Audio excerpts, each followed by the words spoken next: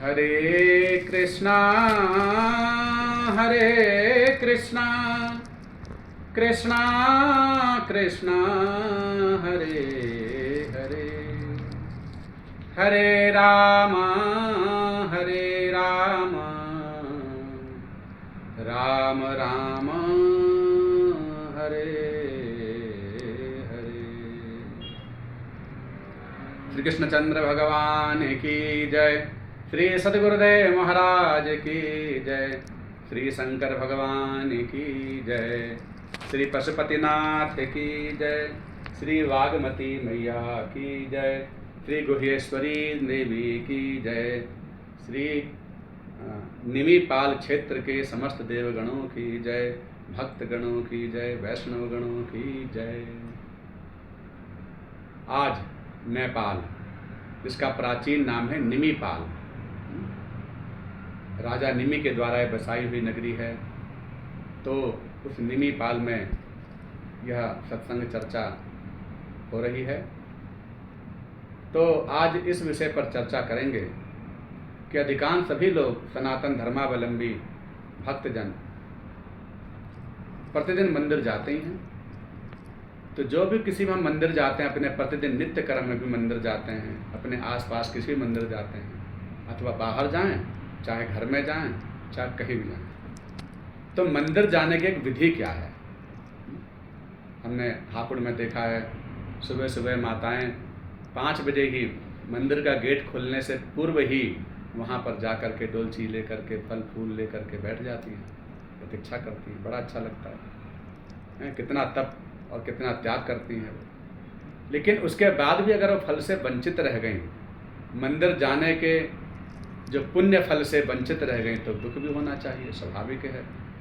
तो आपने बड़ा परिश्रम करके प्रातःकालीन की सुख निद्रा को त्याग करके जब आप मंदिर तो आए हैं, आपने अपने गृह के कार्य धंधों को छोड़ करके कुछ समय निकाल करके आप मंदिर आए। आपने अपने किसी दोस्त मित्र संग साथी के कहने पर उनके सानिध्य प्राप्त कर लिया और फिर आप मंदिर आए।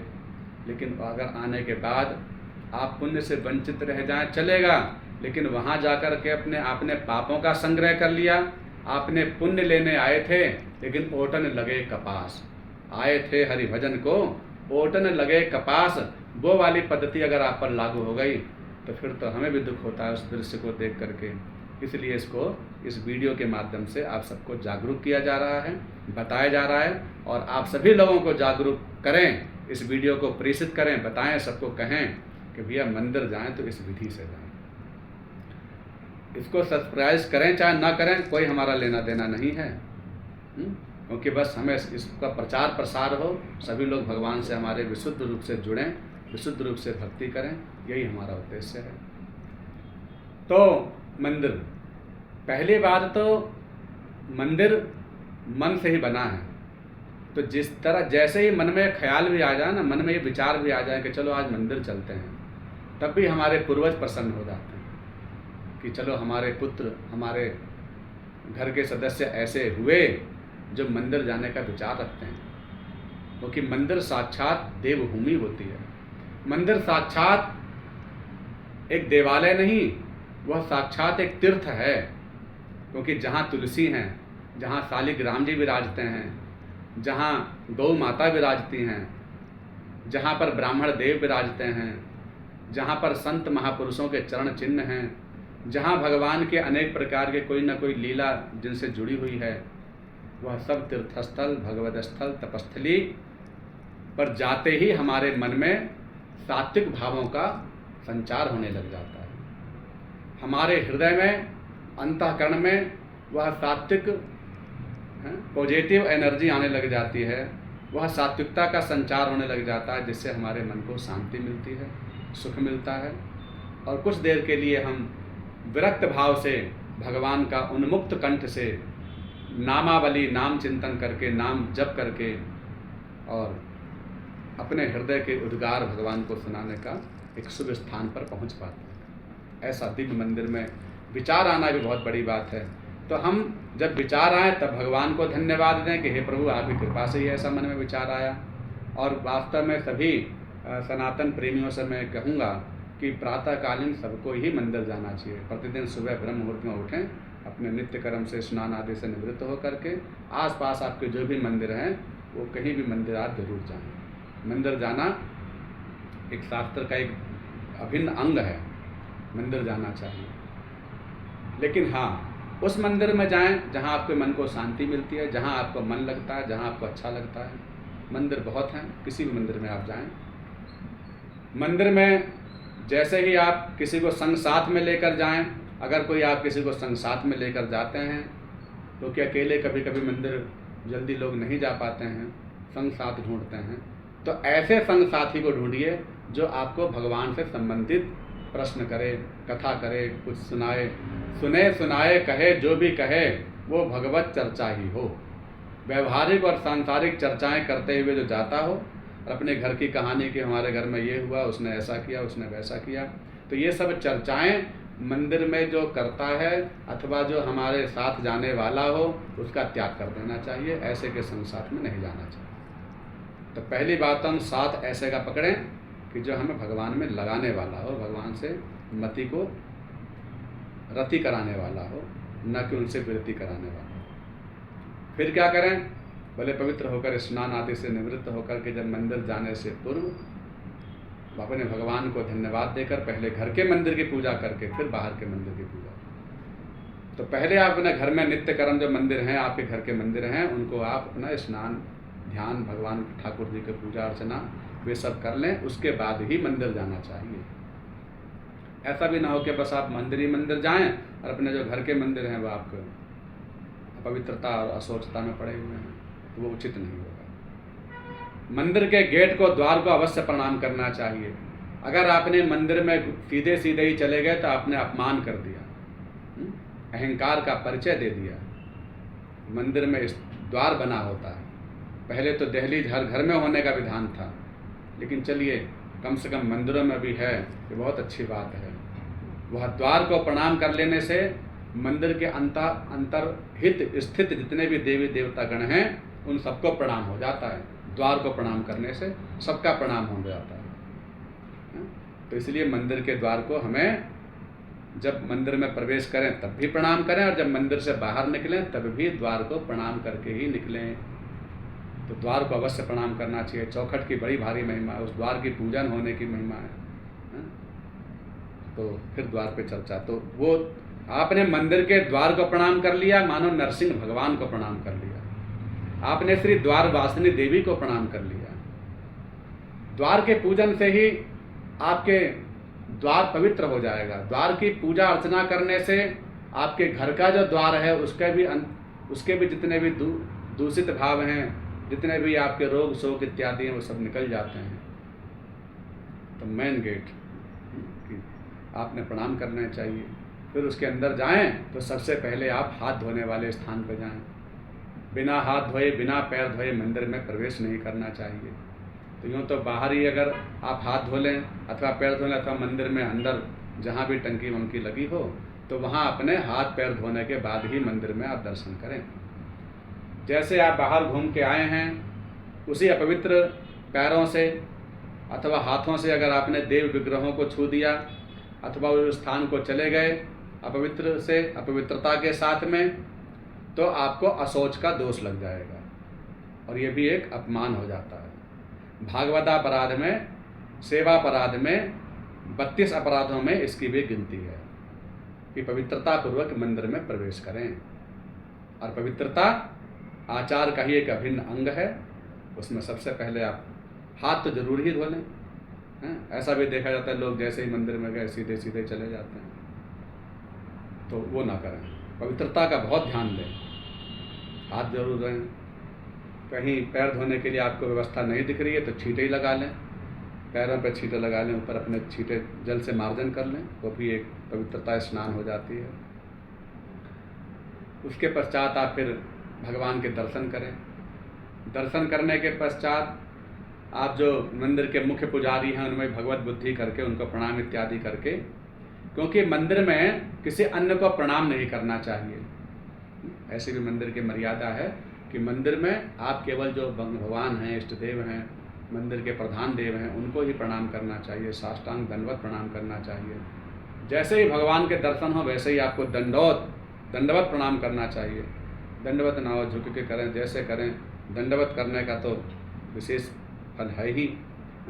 साष्टांग अपने 8 अंगों से, करसा उर्सा मुरुसा द्वाभ्याम, अपने सभी अंगों से 8 अंगों से प्रणत करके प्रणिपात करते हुए भगवान को नमन करना चाहिए। और अगर आपको संत ब्राह्मण गुरु वैष्णव विप्र इन सबको दर्शन अगर आपको मंदिर में होते हैं तो इनको गुरु तुल्य समझ करके भगवान के भी भगवान हैं ये समझ करके आप इनको भी प्रणाम कर सकते हैं। लेकिन आपकी दृष्टि में भगवत इतर ना हो, वे ये हों कि भगवान के भी भगवान हैं, भगवान में लगाने वाले हैं। और भगवान ने इस बात को शास्त्रों में पुराणों में सब जगह इस बात को सिद्ध किया है कि मोते अधिक संत करि लेखा, सातम सम मोहि मैं जग देखा। भगवान कह रहे हैं 7वीं भक्ति यह है कि भगवान को ही सब में देखते हुए संत महात्माओं को भगवान से अधिक जान करके उनको प्रणाम करें, उनका वंदन करें। तो गुरु या संत या विप्र वैष्णव ये सब को हम साधारण जनों में गिनती न करें, इनको भगवत तुल्य समझ करके इनको प्रणाम करने में दोष नहीं है, तो इनको प्रणाम करें। और इनके द्वारा अपने मस्तक पर चंदन चर्चित करा सकते हैं। भगवान का उच्छिष्ट चंदन, भगवान हनुमान जी का, चंडी जी का उच्छिष्ट सिंदूर अपने माथे पर लगवा सकते हैं। लेकिन मंदिर में जो भगवान सिंदूरारूढ़ हैं, जैसे हनुमान जी हैं, चंडी जी हैं, गणपति जी हैं, जो सिंदूर से लेपन जिनका किया जाता है, उन पर डायरेक्ट हम उनके माथे से, जैसे चंडी जी पर से हम डायरेक्ट सिंदूर लिए और अपने माथे पे लगा लिए, तो ये बहुत बड़ा दोष है, ऐसा नहीं करना चाहिए। जब ब्राह्मण विप्रदेव वहाँ के पुजारी समय अनुसार चोला चढ़ता है तो वो सिंदूर जब उतार के अपने पात्र में कटोरी में रख लें, उसके द्वारा हम सब लोग लगाएं, वो भी लगाएं, कोई दोष नहीं है। लेकिन हम डायरेक्ट जब भगवान के श्री अंग पर से सिंदूर लेकर, चंदन लेकर अपने पर लगा लेते हैं तो पाषाणे गंध लेपने, आचार संहिता का एक श्लोक है कि जिस तरह से पाषाणे गंध लेपने, पाषाण से गंध का लेपन करने से, और आत्म रूपम जलम पश्येत इंद्रश्चापि श्रियम हरेत नापितस्य गृहे छोरम, पाषाणे गंध लेपने और आत्म रूपम जलम पश्येत इंद्रश्चापि श्रियम हरेत, कि जो नापितस्य गृहे छोरम, ये परिपाटी तो खैर समाप्त ही हो गई, पहले ही थी, इसलिए उसकी चर्चा भी क्या करें। लेकिन पाषाणे गंध लेपने, जो पत्थर से डायरेक्ट चंदन अपने ऊपर लगाता है, या भगवान को चंदन घिस करके जो लगाने वाला जो मुरसा है उसके ऊपर से डायरेक्ट जो चंदन लेकर अपने माथे पर लगा लेता है, पाषाण से गंध का लेपन करता है, तो जूठा हो गया। भगवान को अवशिष्ट को हमने सीधे सीधे नहीं, उसको पहले अलग पात्र में लेकर के ही हम उच्छिष्ट को भगवान को हम ग्रहण कर सकते हैं, डायरेक्ट नहीं लेना चाहिए। ऐसा करने से इंद्रश्चापि श्रियम हरेत, इंद्र भी हो तो दरिद्र हो जाए, इंद्रश्चापि श्रियम हरेत, श्री उसका हरण हो जाता है। तो ये अपराध नहीं करना चाहिए कि हनुमान जी से डायरेक्ट लेकर सिंदूर लगा लिए, अलग पात्र में जो रखा है उससे आप लेकर लगाएं। और चरणामृत, जो भगवान का चरणामृत ब्राह्मण के द्वारा दिया जा रहा है, उस चरणामृत को भी बढ़िया तो ये है कि आप एक पात्र में लें और पात्र से ले करके उस चरणामृत को पीना चाहिए, फिर उस बर्तन को धो लेना चाहिए।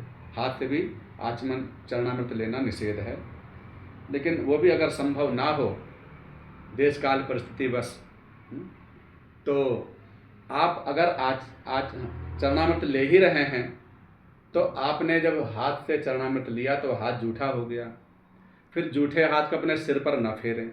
ये भी एक परंपरा है, परिपाटी है, कुछ लोग जो हैं पीते हैं और फिर वो हाथ को सिर पर फेर लेते हैं, तो आपने अपना पूरा शरीर ही जूठा कर लिया, अपने सिर पर से वो जूठा हाथ लगा करके पूरा शरीर जूठा कर लिया। तो ऐसा नहीं करना चाहिए, वो हाथ धोने चाहिए। चरणामृत पिएं, आचमन करें, कुछ भी करें तो उसके बाद हाथ को सिर पर न डालें, उस हाथ को धोने के बाद ही उससे और पूजा पाठ से संबंधित कोई कार्य प्रयोग करें। या चरणामृत ले, अगर आपको जल नहीं पीना है, निर्जला है, कोई कारण है, जल नहीं ले सकते और चरणामृत लेना है, तब वो बात है कि उसको लेकर के आप अपने मस्तक पर डाल सकते हैं, उसका सम्मान हो गया। या कोई चीज़ लेकर के प्रसाद आदि अगर आपको नहीं पाना है, चरणामृत इत्यादि कुछ भी, तो उसे मस्तक पर लगा लीजिए। तो ये बात तो है, मस्तक पर लगा लेने से आपने उसे स्वीकार कर लिया और आपने उसे स्वीकार करके प्रसाद के त्याग करने वाले दोष से बच गए। तो आप उसे मस्तक पर लगा लीजिए, स्वीकार कर लीजिए, फिर आप किसी को भी उसको दे सकते हैं अथवा बाद में पा सकते हैं। लेकिन प्रसाद को त्याग करना नहीं चाहिए। प्रसाद भगवान का ही साक्षात स्वरूप है। प्रसाद और भगवान में कोई अंतर नहीं। जिसने प्रसाद को ठुकरा दिया, मानो भगवान का आशीर्वाद ठुकरा दिया। इसलिए प्रसाद अवश्य मंदिर से लेना चाहिए। चरणामृत, प्रसाद, कुछ भी जो मिल जाए, जो ब्राह्मण के द्वारा मिल जाए वही प्रसाद है। प्रसाद में ज़बरदस्ती नहीं की जाती कि हमें वही चाहिए, वो वाला चाहिए, ज़्यादा चाहिए, कम चाहिए, भेद बुद्धि नहीं। जो प्रसाद में भेद बुद्धि करता है वो ब्राह्मण भी नरकगामी हैं और जो लेने वाले हैं वे भी नरकगामी हैं। जो प्रसाद में दोष देखता है कि ये बढ़िया है, ये घटिया है, ये अच्छा है, ये बुरा है, हाँ, तो ये विचार करके न तो प्रसाद किसी को देना चाहिए न लेना चाहिए।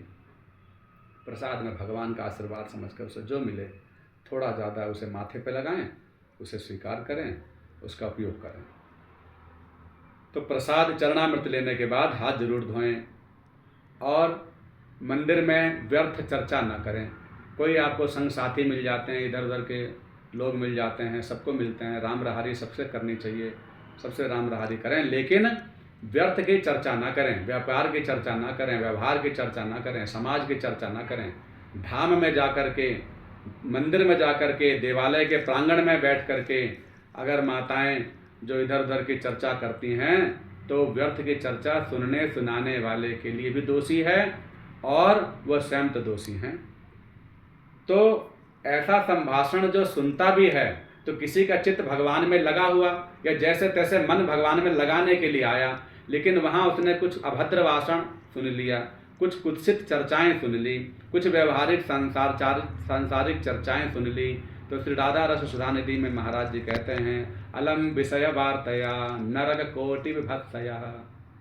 तो मानो अपने नरक का तैयार कर रहे हों, नरक का निर्माण कर रहे हों, तो धाम में आकर के, मंदिर में आकर के ये सब चर्चाओं से बिल्कुल रुक जाएं। अगर ये चर्चाएं करे बिना मन नहीं लगता, आपकी वाणी नहीं रुक सकती, आपका ये स्वभाव है, तो फिर आप मंदिर भी ना जाएं, क्योंकि मंदिर जाके आपको पाप लगने वाला है। उससे तो अच्छा आप मंदिर नहीं जाएं।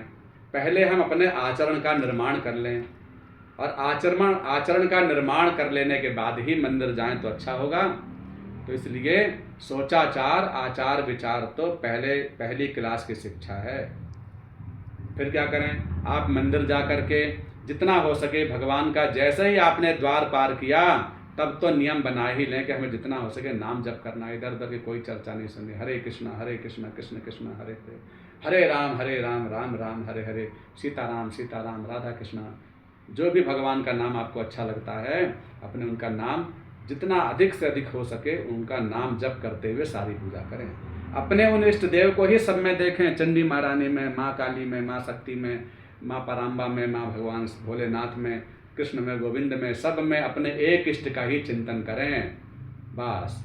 अन्यत्र बहुत सारे मंत्रों का जप न करके आप एक नाम का जप करें, एक इष्ट की चर्चा करें। एक साधें सब सधें और सब साधें सब जाए।